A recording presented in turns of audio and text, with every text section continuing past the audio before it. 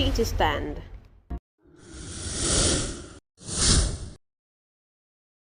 Why quit for Kwakwanso? That's the question they're asking this morning. And looking at what one of the journalists with Punch newspaper said, why Ganduje left was not on health ground. He left because Kwakwanso is having a plan to join the ruling All Progressives Congress. And at some point, there was negotiation between the president, that's Bola, and Kwakwanso. So the question I want to ask now is President Bola Tinubu sacrificing his loyalists to secure northern support for 2027 election? Mike, I love that question that you have just posed. You see, I did mention on this platform that President Bola Tinubu will not lose sleep to see that he firm is, rather has his firm grip on power, and he's doing so with every muscle, every fiber in him. And you can see, I also equally mentioned on this platform that prior to the now, everybody, the searchlight was on the opposition coalition movement, and PDP as a party being the greatest of all the opposition in Nigeria as we talk. And you will see that President Bola Tinubu, APC-led government has always covered a lot of things that needed to be, a lot of things, because there are some ugly things going on in that party that ordinarily will not meet the eyes of the public. And Ganduje resignation is a pointer to what I have said earlier on this platform. And I did mention that all is not well. The implosion that happened during the time of PDP, when they said they were going to rule for 60 years, is gradually, rearing his head now in APC. And we have not seen the dance of the macabre now. We are going to see much more. A lot of theatrics is at play. And we are going to see much more come before 2027. Because what we have been saying is that when you say you are now a Goliath, you will see a David that will come and humble you to the ground. And that is what is at play now. Mr. Femi. It is well. Good morning, our viewer across the globe. We say thank you and welcome on board. First of all, let's look at it in this way. Shettima, being the vice president, so as well as Bola Tinubu, immediately they started the administration, everybody saw that there was a crack in the wall, because Tinubu came with the agenda of systematically reform this country. When we talk about reform, the first person that responded was Shettima, reform under my foot. That one showed that this man, that body language showed that is aligned with a particular ideology in the north. They don't want the reform. The reform will not pay them. And when we now graduate to the matter of tax reform bill, everybody know that Ali Ndume cry. Governor of what is the name of Borno, he cried. Shettima cry. All of them cry. This tax reform bill, they don't like it at all. They want to be, reaping where they don't sow. So all these things so that Shettima, with the body language of Shettima has aligned with all this Fulani ideology. And when Buhari was relocating from Daura to Kaduna, we saw that Shettima followed him. And let me tell you, it was obvious that for the sake of there will be peace or to fulfill all righteousness, that's why Buhari allowed Tinubu to go. During the primary election, it was not the will of Buhari. They wanted to manipulate everything. Actually, it was people like El-Rufai that championed that power must come back to the south. They still want to retain that power there. Let me tell you one thing. This thing also can also happen in Igbo land. Sometimes you see the gang of some Igbo want to do something. It is only another Igbo that will stand against them that thing you want to do. No. It's somehow happen in Yoruba land too. When you see some gang up or conspiracy, when Yoruba will just rise up somewhere, no, it cannot stand. It happens sometimes. That's what happened in Fulani gang up. I don't know what kind of audacity is that within the same political party, somebody has finished 8 years. You still want to bring another man from the same region that just finished. Honestly speaking, it's so that these people, they have agenda beyond what we are seeing. They have agenda. Now let me go back to where we are going. So now it has shown that there is a crack between Shettima and Tinubu. Tinubu need to look for another person from north. Ganduje cannot be there as a national chairman, and they still big Kwankwaso from the same state. Somebody has to go for another one. Now, how they want to do it now? That resignation of Ganduje, we are waiting. Do they explain to Ganduje? Did Ganduje go with maybe mutual agreement that, there was a time they wanted to give Ganduje appointments. Appointment plenty for Abuja now. No be chief. They can create one now. You want an appointment today? Tinubu will create one for you and we put it there. We were told one time when they wanted to bring Ganduje come to Nigeria Port Authority.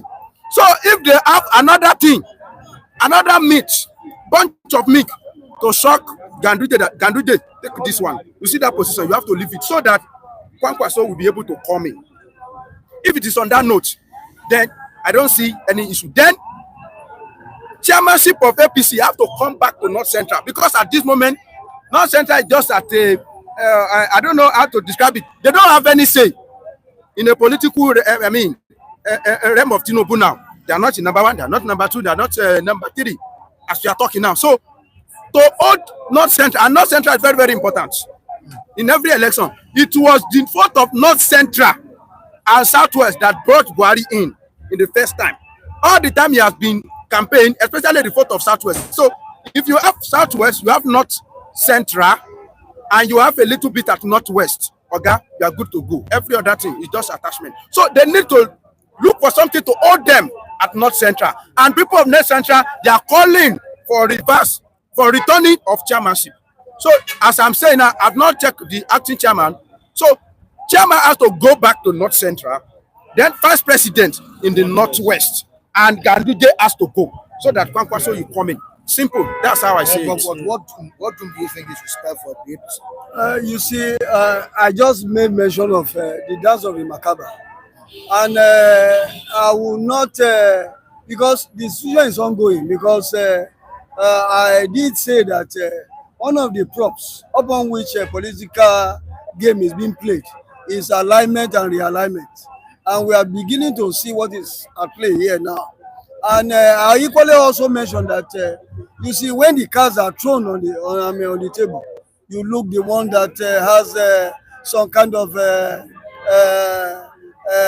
movement that will tailor towards your interest. I think that Tinubu also knows that the time is almost up for him, because of what the statement made by from the Northern Hemisphere, that they are not going to support him come 2027. That is why he's not losing sleep.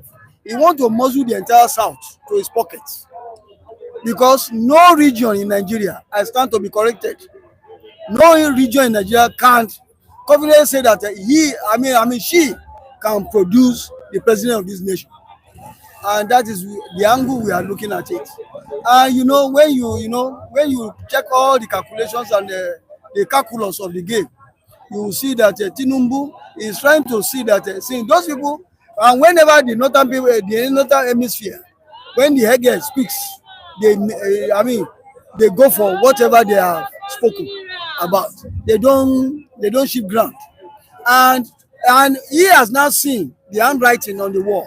He's trying to see how he can also come up to even confront whatever forces that is coming from that hemisphere headlong, in order to seek a better, grasp of the political power.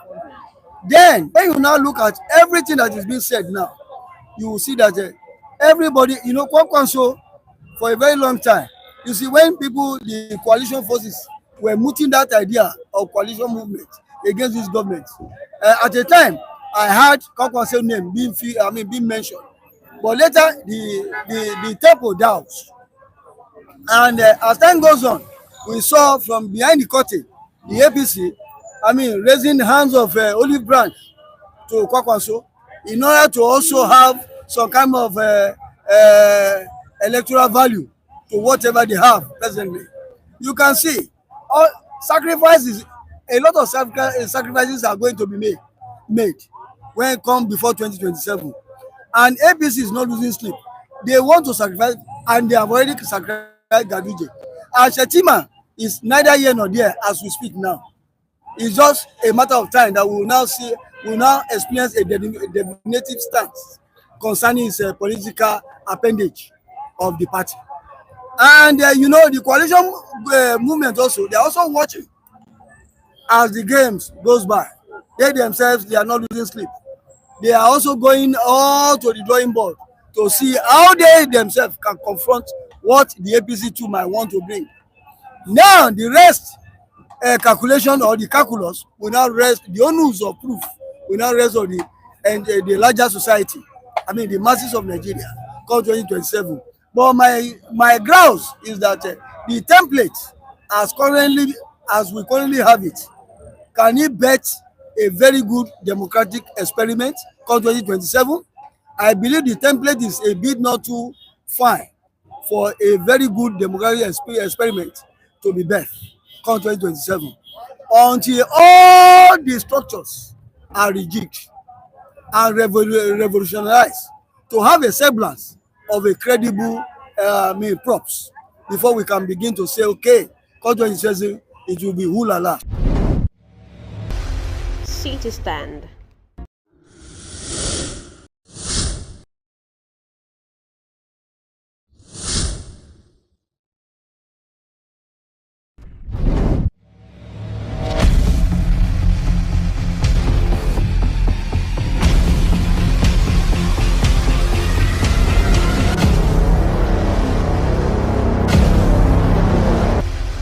City Stand.